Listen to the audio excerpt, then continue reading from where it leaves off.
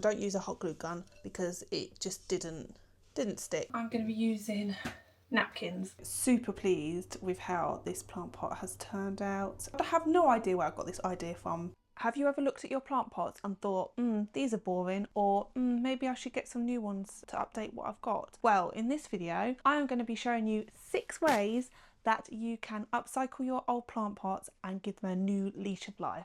So yeah, let's get into it. First one, what we're going to do, we're going to go basic with this one, and we're going to use some porcelain paints. So I've got these, I think they're called Peebo, I think that's a brand, the porcelain paints.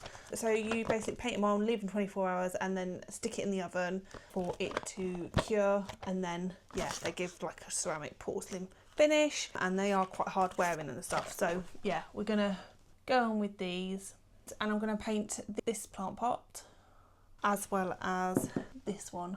They're kind of an off-white, which isn't really in keeping with our colour scheme in our house. If you follow me, plug to subscribe here, you will know in our house we like dual dark colours and stuff. We don't have a huge amount of white, so yeah, I feel like these always kind of feel a bit jarring when I'm using these pots. So let's get them painted. Okay, so first thing that we need to go in with on these plant pots is to go over with some rubbing alcohol, just to get rid of any grease and dirt, etc.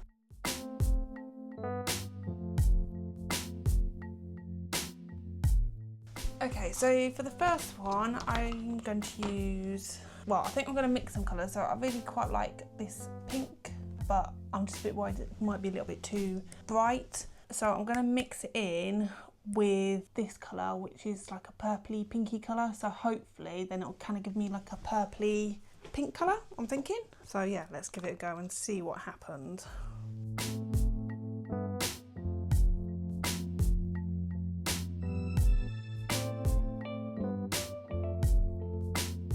Because I'm not the neatest of painters, I am going to tape the inside of the pots.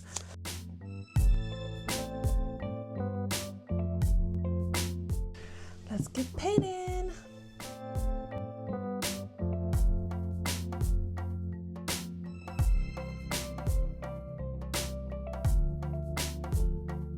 Okay, that's one coat done, so I'm going to let it dry. I don't know how long I need to leave it in between coats. Let's have a look. Okay, 1 hour between coats. So because I need to leave an hour between coats, I'm going to pop the leftover paint that I've mixed up and pop it into a little IKEA Ziploc bag, and hopefully that will keep it out whilst we wait for the first coat to dry. So this one, I think I'm just going to go with a straight out the box cover colour. So we're going to go for this quite vivid sapphire blue. And I'm going to try a different technique. I'm going to actually dab it on with a sponge applicator just to see if kind of might give me a smoother finish. So we'll give that a try.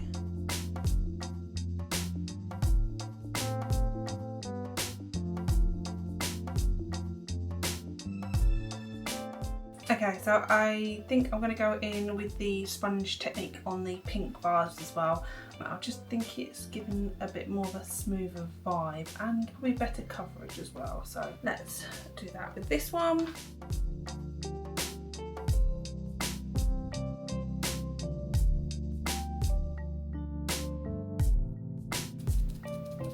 No! That's the only thing when you mix up paint, is that you might run out and you might not be able to match it again, but I think it might be alright. As long as I get this coat on and then I make up enough to do the next coat, it might actually add a bit of depth to it and stuff, because obviously there'll be slightly different tones. Okay, so I'm just going to put another coat on this. I feel like this one is taking a little while to actually cover, but I'm going to put another couple of coats on it and see what we go. This one is now covered and ready to go in the oven, but yeah, I'm just going to put another coat on this and hopefully that should be enough, but we'll see.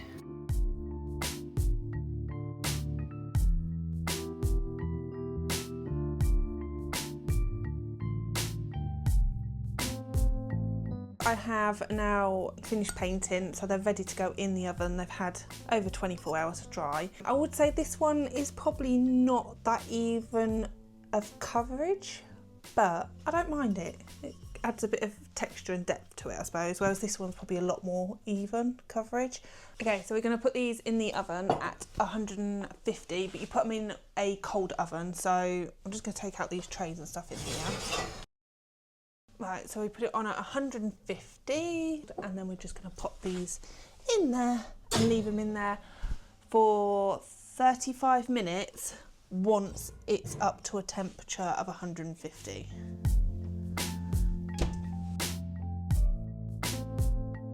So these pots are now done, so we can get some plants in them, and this one's done as well. I did have to reattach the feet on the bottom of this. When they went in the oven, the glue melted, so I've had to reattach them, and I've gone over them with some rub and buff. They weren't actually all the same colour, so I was kind of planning on to do something with the feet anyway on this. Really like that. So yeah, let's get the plants in these ones.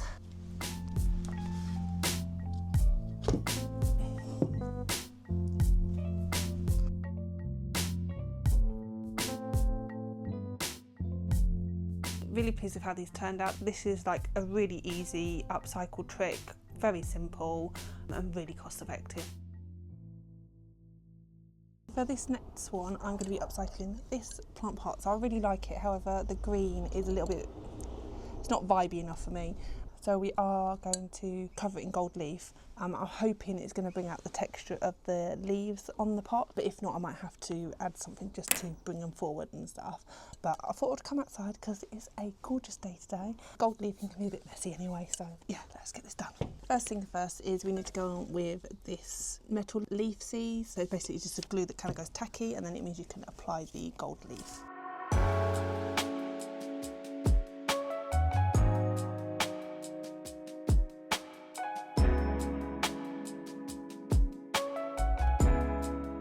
So I've now covered it in the glue.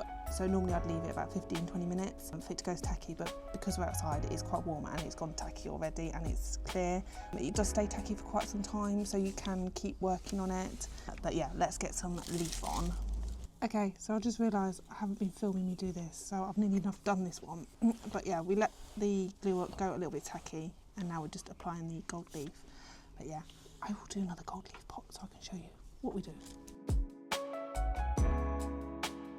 So because I failed miserably at filming me applying the gold leaf, I have got this pot, which is actually a slightly different finish, but same principle. But I've seized this already and we're going to apply the gold leaf. So I'm going to show you how to do that in this bit. So with gold leaf, it normally comes in individual sheets like this, and there's normally a sheet of tissue paper between each layer. So the easiest way to do it is to pick up the tissue paper and the layer of gold leaf. Might help if it wasn't so windy. And then hold the gold leaf onto the tissue paper and just literally apply it on there like that, and then just stick it down. Sometimes it's quite handy just to have a brush to hand and just sort of dab it on like so. So I'll show you that again. So like so, stick it on, dab it on with the brush.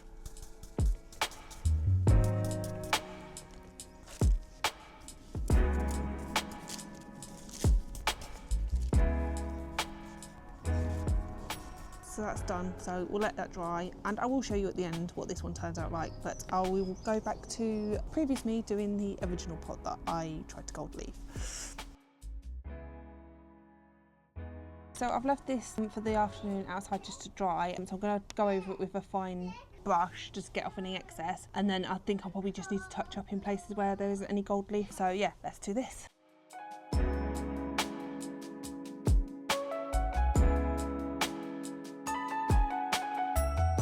I've brushed off any excess, but there are a few areas that do need to be touched up, like this one. This one's quite a big area, but there are a few like tiny little areas. So we're just going to go in with the glue in those areas.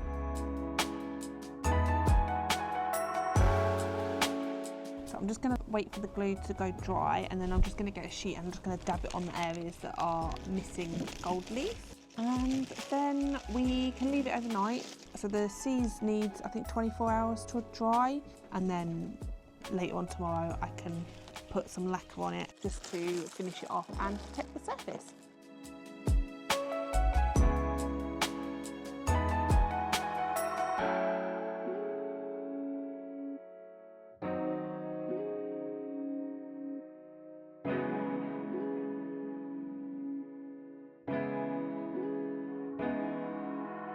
Right, so I finished putting the gold leaf on that. There was a couple of bits I just needed to touch up, which I've done. I've got some clear gloss lacquer, so I'm going to spray this on it just to stop it from tarnishing, because it's faux gold leaf, you do find if you don't lacquer it, it tarnishes, although it's not a bad thing, because the ones that I haven't lacquered before in the past, they do look really like quite cool once they've tarnished, but I kind of want to keep this like nice and shiny and gold. So yeah, we're just gonna get this on the ground and give it a good spray.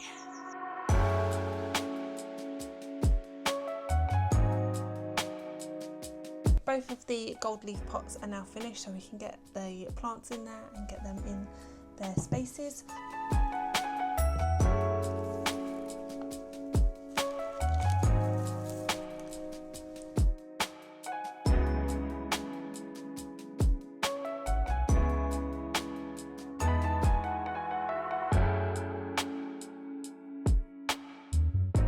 Really pleased with how these gold leaf pots have turned out. So I have done this type of upcycle before, but I've never lacquered them. So far they are holding up really well, and it's been a couple of weeks now, so they haven't tarnished or anything like that, which is really good.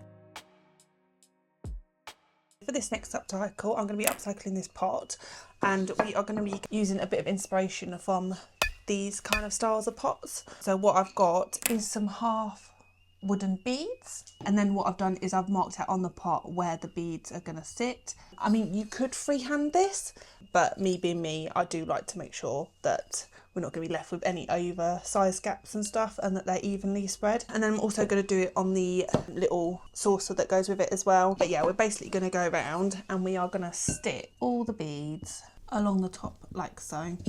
And then on the saucer, we're going to do exactly the same along here.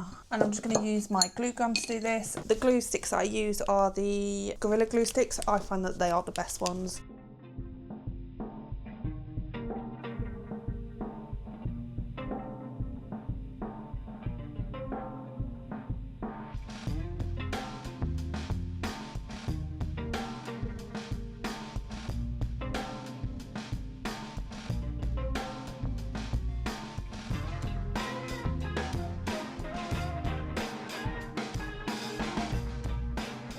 So we're now ready to paint it. And I'm going to paint it with a DIY chalk paint solution. I've done the baking soda mix before, which I'm sure you've probably seen these many a time. But I'm actually going to try the plaster of Paris mix, which I've never done before. But it's basically 1 part water, 1 part plaster of Paris, and then 3 parts paint. We're going to get that mixed up and then give that a try. So I'm going to go with this, it's like a greeny colour, more lime green, although I don't think the camera's showing it out very well, but yeah, it's definitely more green. So we're going to mix it up with this paint. The first thing I'm going to measure out is the plaster of Paris.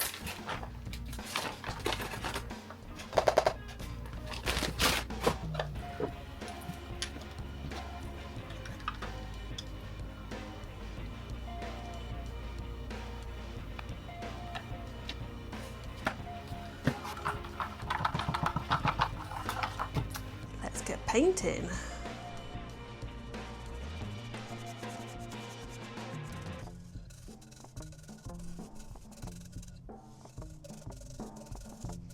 Okay, so I'm actually just going in and stippling the paint a little bit, because I actually don't like seeing brush marks. Sometimes they're okay, but most of the time I'd rather not see brush marks. It just makes it look homemade, I feel. So yeah, I'm just going in and sort of stippling it to give it some texture. Right, that one's done, so I'm just going to do the saucer now.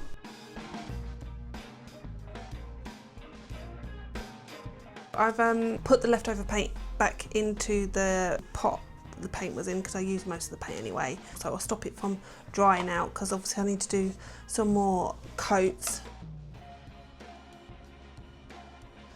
Okay, so this one, I had a little bit of a disaster with it. So the bobbin beads started to come off, and it was because of the type of glue I used. So don't use a hot glue gun, because it just didn't stick. So what I used instead was this Gorilla Glue, which is like super duper strong, and that's done the trick. So it's had a couple of days to set. So we're going to go in and get another coat of paint on this with the paint that I made up previously.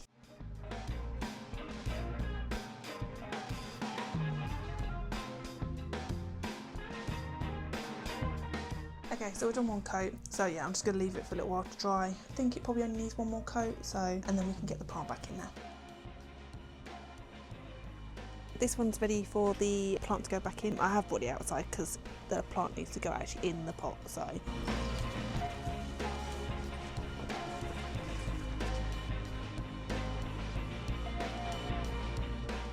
Absolutely love how this one turned out. Yes, there was a few bumps along the way making this one, but yeah, now that it's done, looks fab, love it. So we are only halfway through the pot upcycle, so that's 3 already done and they've turned out so well. I'm really pleased with them.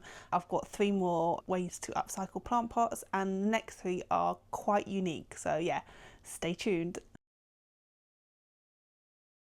For this next one, I'm going to be using napkins. Yes, I know. If you don't know, I do have a bit of an obsession with blue and white stuff, so I have got these blue and white napkins. I think I picked them up off Temu for like a couple of quid, and we're going to use these to try and cover this pot here. I'm going to stick with a white pot for this because obviously the background on the napkins is white. But I suppose if you were using a different coloured napkin that had a different coloured background, then it probably wouldn't matter too much. We are going to apply the napkins with Mod Podge, which is a type of glue but also a sealer. I'm just going to see how many we actually need, because I don't think they are the biggest napkins. Yeah, so I think we're going to need maybe 4. I mean, this might look a load of pants to be fair, but we're going to give it a try. What I'm going to do is, so it kind of blends in, so we're not trying to pattern match the napkins, because otherwise you're going to end up with kind of like a visible join, is I'm going to cut off any sort of flowers that are half cut on the napkin edge. So yeah, like you can see this one's quite a clear one, so yeah, it's obviously been cut in half, that pattern, so I should be able to cut out around it, and then hopefully from there we can sort of match them up.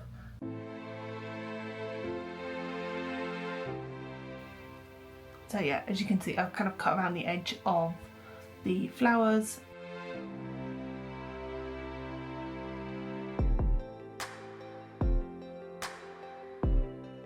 So I'm not going to do the top and the bottom because these are the perfect length for this pot. So I'm going to use some matte Mod Podge for this. This was a bit of a trial and error. So first of all, I just tried applying glue all over the pot and then just laying the napkin straight on. Then I started going over the top with some Mod Podge, and at that point the napkin then started breaking down. So I tried it again and same thing happened. So the trick is to use 2-ply of the napkin and then to work in small sections. So when I got it right the 3rd time round, I literally just applied Mod Podge to a small section first on the pot and then laid on the napkin, and then went over with the Mod Podge on that section of the napkin and then pulled it back to then do the second section. When you're going over the top with the Mod Podge, you just need to be quite gentle and don't use an excessive amount of Mod Podge, because this I think was probably one of the reasons why it started to disintegrate. And then literally just went all the way around doing this technique.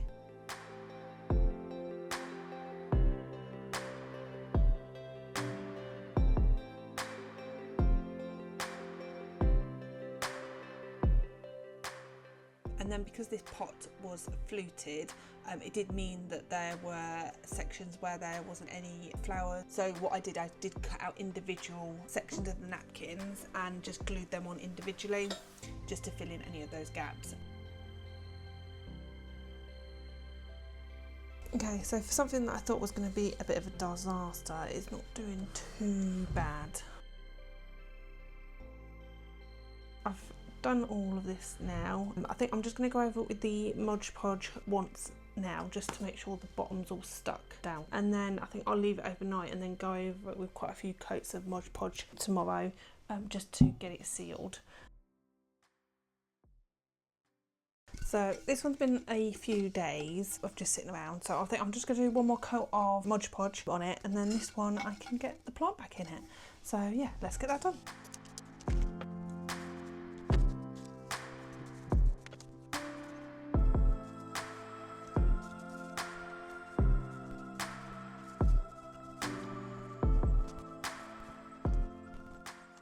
Okay, so this one has now had a number of coats of Mod Podge on, so this one is now ready to go and be put back in action.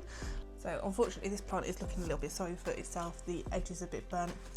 Our plants have been a little bit neglected recently, so yeah, we've not been watering them as we would do normally. Really love this, love the fact that it's blue and white. I do want to try some other patterned napkins I think with this method. Only thing I would say is if you want a super smooth finish, you're not going to get this with the napkin technique. For this next pot upcycle, we are using temporary tattoos, and I'm going to use a white pot for this, and then the tattoos that I've got are these black floral tattoos. So I am going to cut them in half, because what I'm going to do is I am going to kind of do them as they're coming up from the bottom of the pot, so they're like a wild type flower idea going on. So yeah, I'm just going to cut them down so that obviously they're short enough to go onto the pot, and then we can get those on.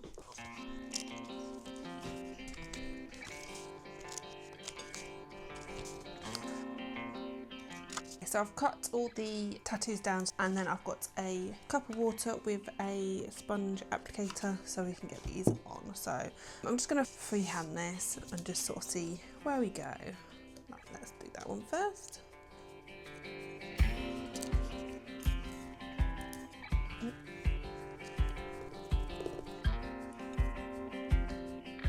So I am just cutting it out so it'll be easier for me to figure out where it lays next to the one before it. So that's why I've just cut down on that side, because that's the side that that's going to meet up with.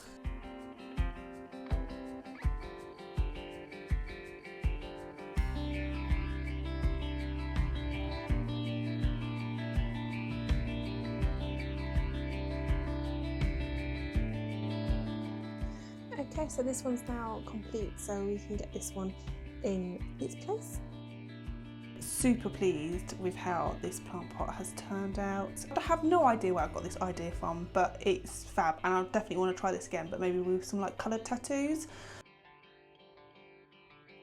So for this next project, we are going to be making plant pots from fabric. So I've got some leftover fabric that I'm going to use. So you're probably better off with a fabric that's got a bit of thickness to it, so it's a little bit stable. If it was quite thin, then it's probably not going to work so well, or you'll need something to stiffen it up. You're going to need a saucer. First thing that we need to do is cut out our fabric, but we first of all need to know how big we are going to need the bit of fabric. What we need to do is measure the diameter of the pot that you're going to be putting in there, and you want to measure the top, because obviously most pots are kind of fluted up.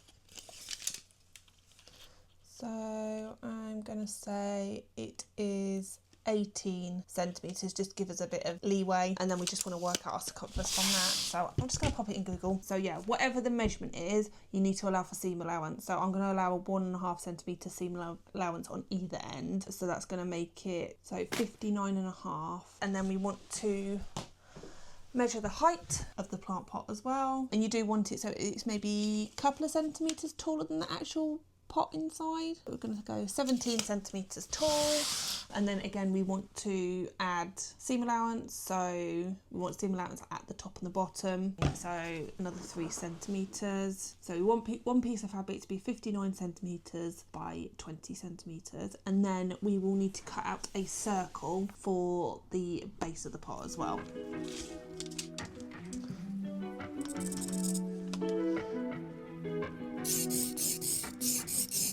Actually, I am going to make it a little bit taller in height, because I kind of want to turn it over, double it up quite a bit at the top, just to make it a little bit more stable, I think. I'm going to add maybe another 5 centimetres on top. So height of the pot plus 8 centimetres is what I'm going to do.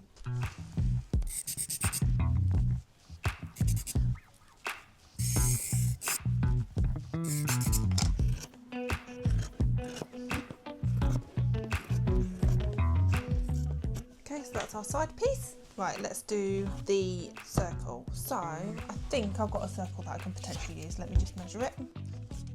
So I'm going to use this saucer. It needs to be the right circumference for the size of pot that we're doing. So you want a circle that is 3 centimetres bigger than the diameter that you've measured on the pot. That's to give you a 1.5 centimetre seam allowance. Obviously if you wanted a smaller seam allowance, then obviously you could do less.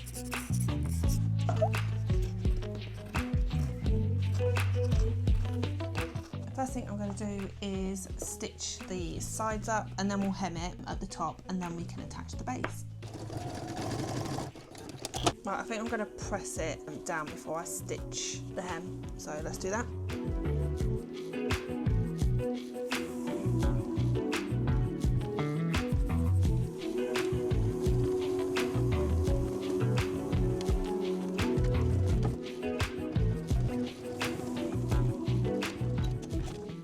Done. So now we're going to attach the base. For this bit, you probably want to add quite a lot of pins and stuff just to secure it. Doing this bit is a little bit tricky, but yeah, if you pin it sufficiently, it should be okay.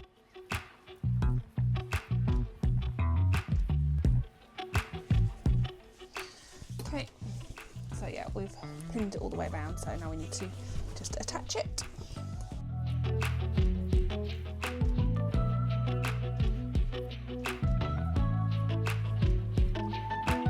So because this fabric is quite frayy, I am going to just go around like a second row of stitches just to stop it from fraying anymore. And then I'll go in with some pinking shears, which are like zigzag scissors that kind of help with fraying and stuff.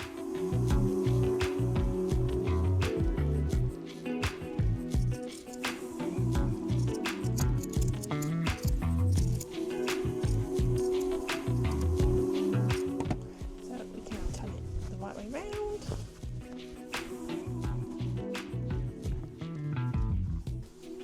There you have it. So we'll just pop the saucer in there to protect it when we water it, and then we can get the plant in there.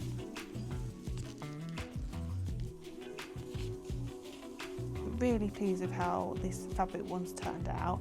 Only thing I'd probably add is maybe a little bit more structure to it, just so it's a little bit more sturdy. I love the fact that you could probably use this for something else, like just storage containers and stuff like that. So yeah, really good idea, and really pleased with how it's turned out again. So yeah, that's it. That is 6 upcycles. I hope you found that they are a little bit different, a bit unique, and hopefully give you some inspiration to upcycle some of your plant parts. Let me know in the comments down below which one's your favourite, which one are you going to try, and if you do try any, let me know, because I'd love to see how they turn out. So if you do like this sort of content, then please do give us a thumbs up and hit that subscribe button, and I will see you in the next one.